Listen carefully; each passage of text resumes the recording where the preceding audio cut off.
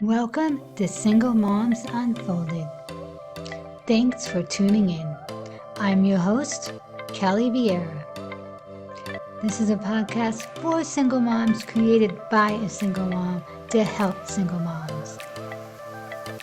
This is our safe space to love, to connect, and grow together.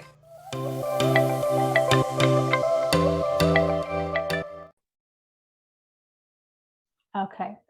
Welcome to Single Moms Unfolded, the sharing of stories and strategies to help heal and inspire single moms. Today, we are lucky enough to have Jamie Weil here. Welcome, Jamie. Thank you, Kelly. Thank you for being here with us. So Jamie is a former single mom, author, entrepreneur, and just creative. So Jamie, tell us a little bit about yourself. I'm just me, right? I'm a creative. I love to create things. I've been a writer since I was 7 years old. I had my first published poem at 6, 58 now. So that's many years of creating with words. I love story to understand the human condition. I love people's stories best. Like I've written 6 books at this point, some short films, a longer documentary started, and different things. But what really gets me excited is learning about people and our flaws and our journeys and humanity, our collective experience and our individual experiences and how they play into that. So. Awesome. Yeah, we all have our own journey, right? So tell us, when did you know you were going to be a single mom? Well, I don't think anybody sets out to do that. Well, maybe that's not true. Maybe I don't think I'm the authority on the subject. Maybe people do set out to do that on purpose. Some do. Some adopt kids. Yeah. I did not. I was raised by a single parent, and it was my fantasy in my head that I would have the perfect home with, a most supportive partner. And that is not what happened. What happened to me was I don't think I had worked out a lot of my childhood lessons that I had learned about what relationships were, and found myself in a very abusive relationship. Well, not just one, but a series of such. And I was in love, and I think my ex-husband was in love, but we just did not have the tools. We weren't equipped. And then, when we got married and had a child, I was like, okay, I cannot put my child in the face of this abuse, where I seemed to be okay to put myself in the face of that abuse at the time, but I could not do that. A protective nature stepped up and really said, okay, you need to make some changes now. Need to make some changes. Yeah. So it was an abusive relationship, and you decided to get out. And well, yes, that's one way to put it. Yeah, it was a restraining order and a police situation. And that's what started the process. A lot of times, in this particular case, I had come home with a new baby, my son, who's now 35, and I had had a C-section. So I had about 30 staples across my stomach. I was in a hospital for about 4 days, came by myself, by the way, having this child. And I came home, and he came in and picked me up by my pajamas, threw me up against the wall, and I had this image of my intestines all falling out on the ground. Oh God. And like, he take care of my baby, right? He then proceeded to break all the windows in my place where I was living. I had no family around. And so I had to call the police and file a restraining order and get out of town. And that's how it started out. So it wasn't a moment. I guess that's the moment when I knew I was going to be a single mom. But when you're in an abusive relationship like that, it's not so cut and dry, because your picture, how am I going to do this on my own? Right? How am I going to be out in the world on my own and make the money and take care of the child and not repeat some of the things that happened to me as a single child, as a child of a single parent? You know, how is that all going to work? Right? So there's back and forth. It's not, it's a vicious cycle. But I think that moment was an indicator that, yeah, something needed to change. But it's a cycle. It's very hard to get out of. Yeah. And when you're in it, you don't realize it's so bad until you step back and you're like, wow, that's not normal. Why did I let myself be treated like that? You know, until something big happens, I feel like there's an aha moment.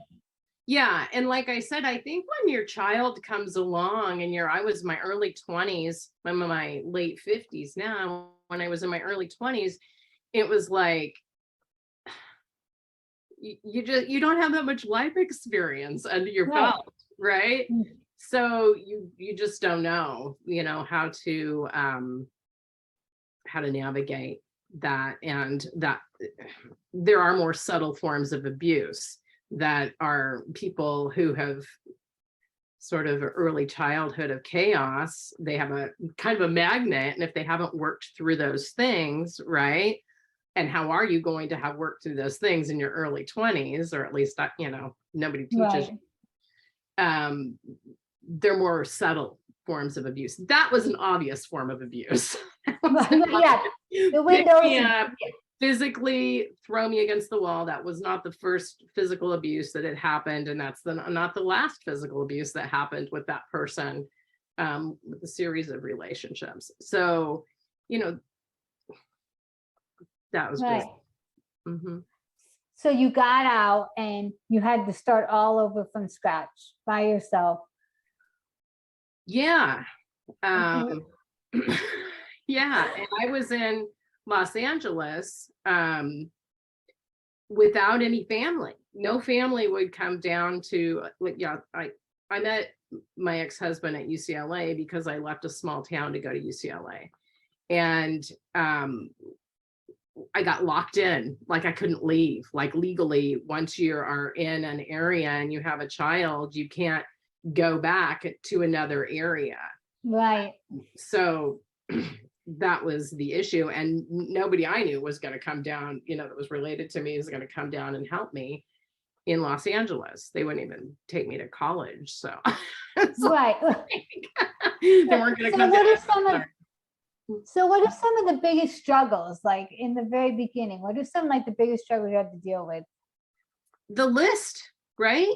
It's the list. It's like, how am I going to do all of this? How am I going to, I'm educated and I have, a good job, but how am I who's going to take care of my child? If people, when I was struggling with all of this, I was thinking the world must not really understand what single moms are up against. And when I say single moms, I mean single moms without a support network. They can't take their kid to their mom, who's going to take care of the mom all day for free. I mean, the child all day for free, right? They have to find daycare. They have to find schools. They have to get that child to school. The hardest thing for me was getting my son to school on time. And it was the single parents pulling in at the last minute, because you have to do everything. You're packing the lunch, you're feeding the child, you're making sure they're happy, you're, making sure they're not sick. Right? Yeah. Right. And God forbid they're sick, because then you have to deal with that. So it's just the list of all of these things. Meanwhile, for me, I was navigating a really violent ex-husband, and restraining orders, and all of that. That's just, like back here in the background, right? And then you're trying to have somewhat of a normal life, right? Right. No, that's not gonna happen. So it must have been scary because you're trying to keep your son safe and go to work and daycare, and then you worry about what could happen when he's at daycare. And totally. that's when you feel unsafe. I feel like that's the worst. If you feel unsafe, it just holds on to you. Everything you're doing is like looking behind you. That takes a lot. Yeah, that is really, really true. Really true. It's why I'm sitting here talking to you so many years later, because I feel like it's an important story to share. We really, as a collective humanity, need to be sensitive to other human beings that are in the scenario, whatever gender, right? Single parents who are up against this sort of dynamic. It's a lot of stress. And where people would come in and help me, I remember I lived in Redondo Beach at the time, as there was 7 years of this before I was in, a partnership, right? So when I was in Redondo Beach, I was like, well, I have this great job, which I hated, but it paid well, and money, but I need to figure out how to get my child from school over here where we live to home. So the police department in Redondo Beach had come over and talked to me about like, well, we'll help make sure that your child can get from point A to point B, and like nothing happened. Like you depend on that, right? You depend on that situation from anybody who is willing to help you, right, like neighbors, whatever. So I guess if you see someone in that situation, just being willing to take the child from school to take care of them. If we could all chip in and help each other, it'd be a lot easier world than being like, oh, look at Sally's late today, hey, what do you need some help? Can I pick your kid up and bring them? Right. I feel like that's really we could all step in and help each other, which is really the key, Kelly. It's like that eventually, and maybe you're going to ask this, but the eventually teaming up with other single moms was the saving grace. That was the biggest thing for me, finding other single parents. We actually, a couple of they're still my friends today. We moved into the same apartment building, so we could, switch off one night. And these are great memories for me, actually, that we would all bring the kids over. We'd throw them all. There were 4 of them, throw them all in the tub, to clean them up. And I was always the one, being the elementary school teacher I am, right? Always the one, like, we're going to carve pumpkins. I get all this stuff out. I'm going to carve, and they'd sit and smoke and, drink wine. But they had you to, the director of activities. I'm down on the floor with the kids.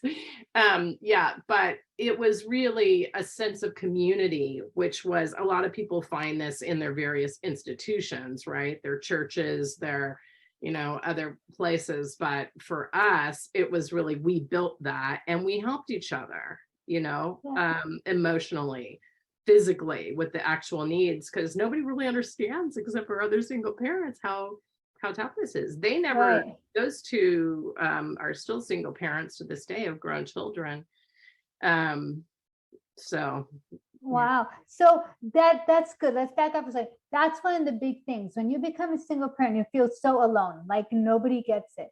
So how are you able to go out and meet these other single moms? I mean, a lot of people are nervous. They say, I have no friends, I have no family, and they're scared to like take that step and be like, hey, how are you? I'm Kelly, or, I'm Jamie. Nice to meet you. How did you do that? Because people are scared of that. And I'm an introvert. Nobody really understands this about me, but I am very, I was in marketing jobs for the longest time, where I go into crowds and have to meet people. So I know how to do that, but I'm not super comfortable in doing that. I will never go like, comfortably into a fundraiser or a party and just start chatting everybody up. I get very drained by that. I'm an empath, right? Yeah. So for me, it was like I wasn't going to be able to do that, right? So one day, the way it happened with my first friend, and she introduced me to the other one, I was doing laundry and I didn't have a washer or dryer yet because I couldn't afford it. And so I was still like dragging all my laundry to the laundromat. And I had done that with my child strapped to my stomach. Right. Typical single mom, laundry The worst thing. Yeah, I remember my first washer and dryer. I was so happy. I just sat there and looked at them. You know, it was like a used washer and dryer. I'm like, this is the best thing ever. So anyway, I had just piles of laundry on my apartment floor, and this knock on the door, and she lived in the upstairs of this apartment building that I had just moved into. She comes down, she goes, "Hi, my name is Tammy. I just wanted to come introduce." She's stepping over she didn't wait for me to let her in, just stepping over my laundry piles. You know, that's how I met her. And then we moved from that apartment building to another apartment building with her and my other friend. And yeah. So that's awesome. How I met him. She came into my house, literally. And so she came to you. That's great. Yeah, I don't know. My life is charmed this way. So I'm grateful for that. But the people who I need step in. I mean, I have to go through this torturous experience and then step in. Right. The universe is working with you. Right. Right. That's awesome. Yeah. Awesome. So out of all this, what is the most important thing that you learned from, what is like the most important thing that you could share with single moms? From being a single parent? From being a single parent and doing it all solo. Resourcefulness. I mean, we called it Mach 1, boomers, right? So Mach 1, you remember the car that you probably, I don't know. Yes. No. I love Mustangs. Yes. Yeah. So, and I had a 64 Mustang, and when I was in high school, actually I had a Galaxy 500, but I drove my mom's 64 Mustang, just to be clear. So so we called it Mach 1 because we were always just, the motor was always running because you couldn't take a break. We were always looking for efficiency tablets. To this day, my oldest child won't eat leftovers. And last time I saw him, I apologized. I said, I probably gave you too many leftovers because I would prepare, you're like always looking up tips for meal preparation, and I'll prepare everything on Sunday. So I have time to feed you during the week. Right. Yeah. You want to eat leftovers. Yeah, so I think it is just the efficiency, I can get a lot done, and resilience. I know that I think of PTSD or whatever still to this day, I'm like, I gotta get the list done, gotta get the list done. Oh yeah. Yeah, because otherwise, I mean, how am I going to survive and be the best parent I can be and do all that, right? Yeah. I don't have to get the list done anymore, but I have a lot of time management skills, I guess, that came, right? And resilience and empathy, honestly, right? And compassion. I live in an area where there's a lot of young moms, and I have a lot of empathy and compassion about how that feels, how that feels and what life could look like. Yeah. So that kind of leads us into the question, what would you tell your younger self going back? What would you tell your younger self?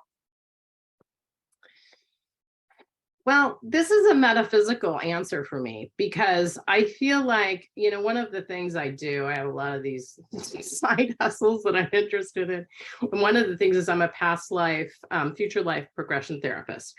So I've seen just in my own leading people through these different lives and the in-between lives, how important it is for us to go through all these things, right? So I mentor a lot of younger kids, especially transitional youth, because I write YA, so it's like 14 to 24. And I say, just know this, it gets better. Okay, it gets better. Just go forward, and don't kill yourself, because a lot of them are suicidal. It gets better. So that's kind of, I think, I would say, but I wouldn't really want to take any other experience and shift it, right? Or give lessons, other than to just let myself know that I was loved. I didn't really feel like I was loved. And so when you don't feel like you're loved, you're doing dysfunctional things, right? You're in dysfunctional relationships. You're looking for, that love, right? You're looking for other places, and it's unhealthy. Yeah. So just that you're loved. But having said that, I also recognize that when you come into this lifetime, you have your soul growth that you need to go through, right? And only certain experiences can achieve certain results in that soul growth. So it's better that I didn't know that, like, on a conscious level, right? And would I change it? Probably not. I mean, it's just like, you just go through and you gain these tools, and I don't know. Right, yeah, you gain all this experience and tools. You wouldn't look at a single mom at the park now, or a young mom at the park, and have the same empathy you would if you didn't go through that. You'd be like, oh yeah, you wouldn't have that connection with them. You wouldn't be able to feel what you're able to feel now. That's right. And exactly, what I'm really excited about right now is I'm doing this retreat in May for writers who are also empaths, but I want to take that to all the domestic violence shelters, because when you are in the domestic violence shelter, you are broken down. You have been broken by a force, and it's really hard to bounce out of that. It doesn't matter what economic level, what demographic, you are just broken. And I really think that beneath that feeling is a power and a creativity and a gift that you can bring with your voice, with your words, to many others. And so I wouldn't have a passion probably for that had I not gone through it, right? In a minute. Right.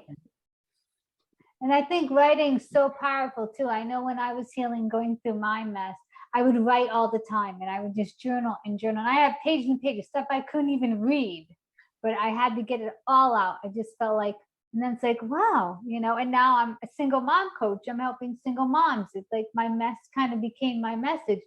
And if I didn't have to get divorced and go through that, I might have been working in the same crappy 9-to-5 job I hated. That was just good for having a nice home and, nice stuff. So exactly. And writing is there's so many levels at which you can do it. So like the journaling is obviously one path, and that it is your own therapist, right? My first 2 YA novels were definitely therapy novels. It's like and that is important, as just like cleaning your closet, right? Now I have to stop you. What does YA mean? Oh, sorry, young adult.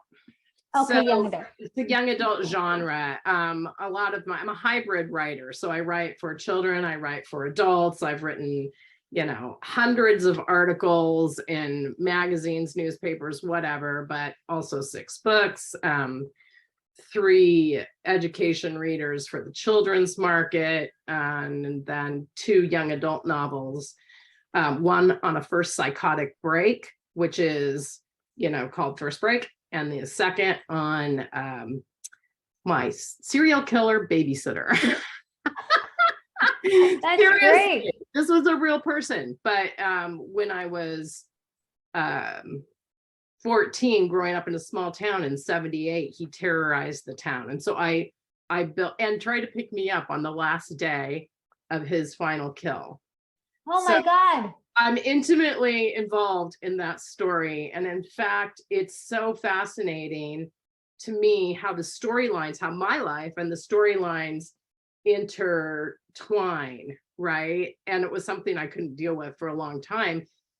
When I was writing the first novel, First Break, I had a coffee shop when we first moved back here. I'm sitting in Starbucks and I'm starting to finish this up, and this guy and I became buddies. He turns up being the lead investigator on that case. Right. Wow. And so at that point, I'm like, okay, if I do not write intuition, it's never going to go away. Right. So they were therapy novels, right? They were therapy novels. And now I feel like I've gotten to the point where I don't need the therapy novels, but they were a very important piece of clearing out for this message that I feel is when I write now, we're getting ready to set out on a cross-country adventure over the next year, and I'm going to blog about it. Connecting with humans live. I mean, not like, right, not through the camera. Yes, real conversations. Yes. And sharing stories. I call it the Kai-nection because Kai is our dog and he's coming too. But I really say when I blog or even when I write now, like, what do people that are going to read this, whoever it is, one person or 10 people or, however many people, what do they need to hear or to know right now? And that flows through me. And that couldn't have happened if I didn't do my clear out journal kind of novel, right? Right. Shit, right. Wow. Basically clear right. So right. put you back in balance so you can just feel the flow and be creative. Yeah. And it's great. Wow. I mean, it's so inspiring to be in that space and be able to share, like single parenting, right? Like be able to share that journey to help someone else. That's why I'm here, right. To keep helping. Right. Oh, well, thank you so much, Jamie, for your time and for doing this for us. I really, if anybody wants to read any of your novels or anything, how do we get a hold of you? You can go to my website. It's jamieweil.net. It's JAMIEWEIL.net. Everything's there, including, any of whatever I'm doing at the time. That's just kind of my home spot. We want to thank you for tuning in today. Every Thursday there'll be new episodes, so definitely check back. In the meantime, feel free to follow us on Facebook at My Happy Place and Instagram at My Happy Place for Life. That was with the number 4. Remember, you're smart, you're beautiful, and you got this. See you soon.